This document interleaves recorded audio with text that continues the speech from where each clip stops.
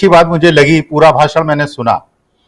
उसमें जब उन्होंने कहा कि भगवान के सामने अगर मोदी जी जाएंगे तो उनको समझाने लगेंगे, तो मैं कल्पना कर रहा था राजीव जी, हमारे हिंदू धर्म में 3 भगवान माने गए हैं, ब्रह्मा विष्णु महेश। अगर मैं कल्पना कर रहा था कि अगर मोदी जी ब्रह्मा विष्णु महेश के सामने बैठ जाएं तो पहले तो कहेंगे कि तुम लोग कुछ बोलोगे नहीं, मैं बोलूंगा, मन की बात सुनो। और उसके बाद ब्रह्मा जी से कहेंगे, ये ब्रह्मा जी तुमने ये सृष्टि ठीक नहीं बनाई, अगर तुमने सृष्टि ठीक बनाई होती तो इसमें हरे रंग के पत्ते क्यों रखे, सारे पत्ते जो हैं वो भगवा होने चाहिए थे, पूरा विश्व जो है वो भगवा होना चाहिए था, ये हरे का स्थान तुमने क्यों रखा, और ये पत्तियां तुमने हरी कर दी, तो इसका माने तुमने हिंदू धर्म के साथ अन्याय किया और हिंदू धर्म की भावनाओं को ठेस पहुंचाई। फिर वो भगवान विष्णु से कहते, अच्छा प्रश्न तो पूछने नहीं देते, बोलने तो देते नहीं, वो भगवान विष्णु से कहते, अरे तुम कैसे पालनहार हो,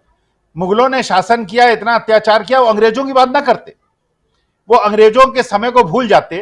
वो मुगलों की बात करते और उसके बाद तुरंत आ जाते पंडित जवाहरलाल नेहरू और महात्मा गांधी पर कि ऐसे लोगों को भगवान विष्णु तुमने सत्ता कैसे सौंप दी। फिर वो महादेव से कहते कि महादेव आपको माना जाता है कि आप जो है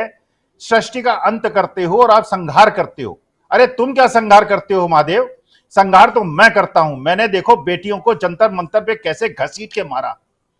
मैंने किसानों को 13 महीने कैसे दिल्ली के चारों तरफ घेर के रखा, महादेव मैं तुमसे ज्यादा शक्तिशाली हूं।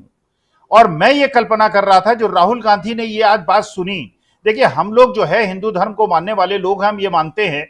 कि हम सृष्टि के सामने और भगवान के सामने मिट्टी समान है, धूल समान है। और ये वो व्यक्ति है जो कहते हैं, और इनके भक्त ये कहते हैं कि ये श्री राम को लेके आए हैं, ये श्री राम को इन्होंने घर दिलाया है। ये वो लोग हैं जिनमें अहंकार इतना ज्यादा बढ़ गया है कि हिंदू धर्म की भावनाओं को ठेस पहुंचाते हैं, हमारी भावनाओं को ठेस पहुंचाते हैं और कहते हैं ये हिंदू धर्म वाले हैं।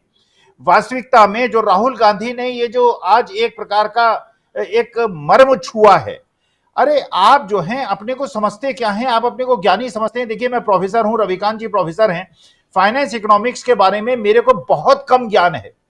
जब मैं गुणी लोगों को सुनता हूं, बुद्धिमान लोगों को, प्रबुद्ध लोगों को सुनता हूं, मुझे लगता है मेरे पास एक लोटा पानी है और ये जो ज्ञान है ये अथाह समुद्र है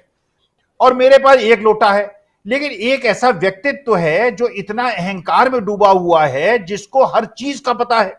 उसको साइंस का पता है, उसको एरो साइंस का पता है, उसे इकोनॉमिक्स के बारे में पता है, इंटायर पॉलिटिकल साइंस के बारे में पता है। तो ऐसा व्यक्ति, मुझे नहीं लगता कि ऐसा व्यक्ति की कल्पना कैसे की जा सकती है। तो वास्तविकता में ये जो मानव धर्म है और ये जो असली चीज है, ये उसका एक प्रकार का उल्लंघन है। और मुझे ऐसा लगता है जो नरेश टिकैत जी ने 5 दिन का एक चुनौती दी है, और जिस प्रकार से जो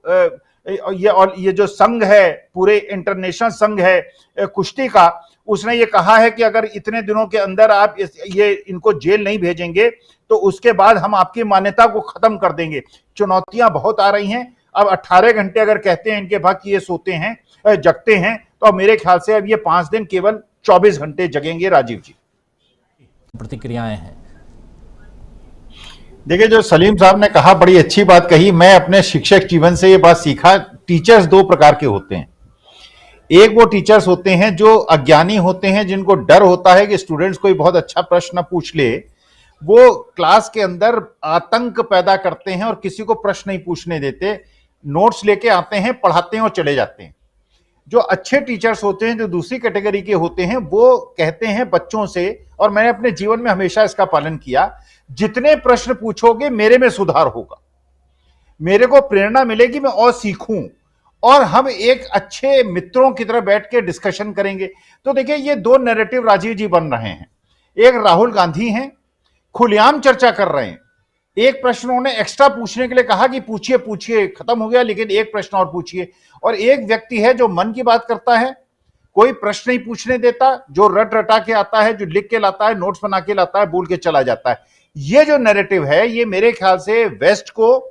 कतई पसंद नहीं आएगा, उसको ये पसंद आएगा, क्योंकि किसी भी डेमोक्रेसी में जितना भी आपस में म्यूचुअल डिस्कशन हो, उतना लोकतंत्र के लिए अच्छा है, उतना समाज के लिए अच्छा है और सब लोगों के लिए अच्छा है। तो ये जो नया नैरेटिव राहुल गांधी बना रहे हैं, एक व्यक्ति मन की बात करता है